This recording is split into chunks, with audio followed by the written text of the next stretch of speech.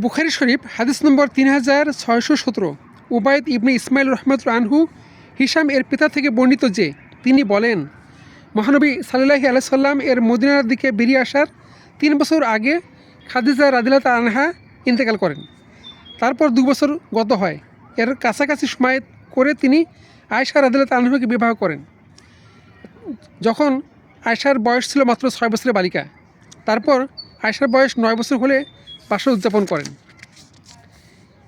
হাদিস নম্বর 3619।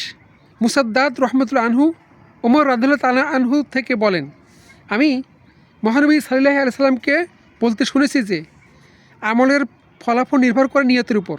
সুতরাং যার হিজরত হয় দুনিয়া লাভের জন্য কিংবা কোনো স্ত্রীলোককে বিবাহ করার উদ্দেশ্যে, তবে তার হিজরত হবে যে উদ্দেশ্যে সে হিজরত করেছে তার উপর। আর যার হিজরত হবে আল্লাহ ও তার রাসূলের উদ্দেশ্যে, তবে তার হিজরত হবে আল্লাহ ও তার রাসূলের জন্যই। আল্লাহ আমাদেরকে হাদিস অনুযায়ী আমল করার তৌফিক দান করুন। আমিন।